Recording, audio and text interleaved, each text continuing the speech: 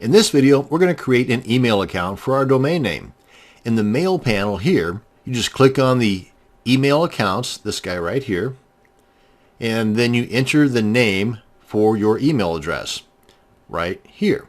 And if you've got several domain names assigned to this particular cPanel account, you'll have a drop-down box here, at which point you simply select the domain name that you want to create this email address for.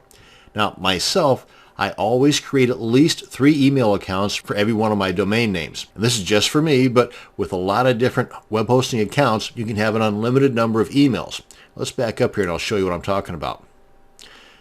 Over here on the left panel, under email accounts, you'll see here where I've got an unlimited number available. And currently, I've got only 3 of those unlimited created.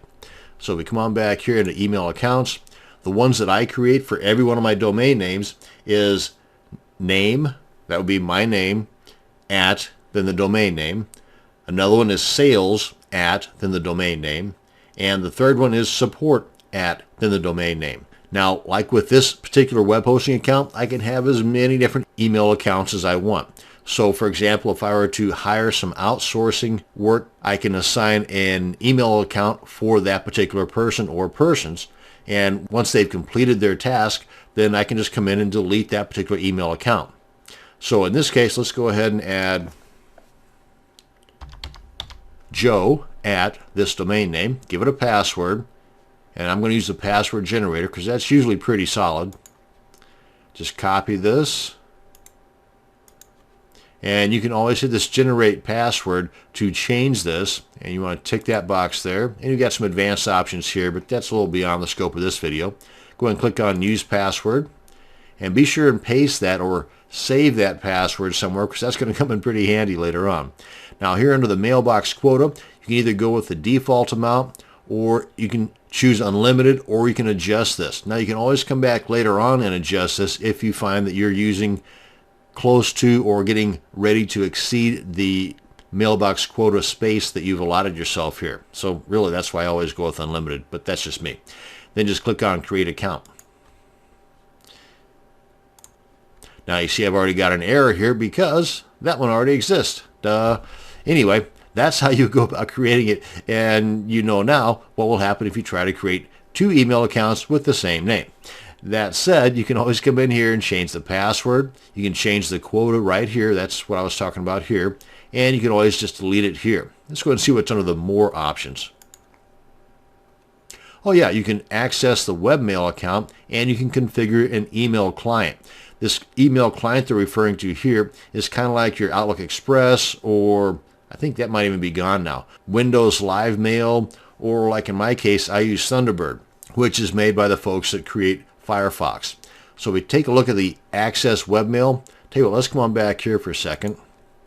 That would be this right here. Now, I don't use these myself because, like I said, I use Firefox.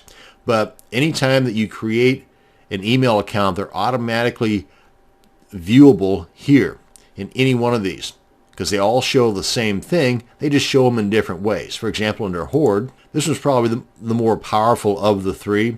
Click on Login.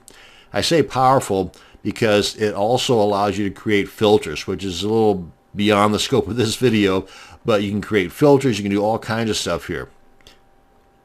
But here's where you can look at the inbox, the messages that have come in here, and these are the same things that would show up in my Firefox or my Outlook Express or my Outlook or Windows Live Mail or whatever third-party email client you might use. So we come on back here. Actually, I'm just going to go ahead and get out of here altogether.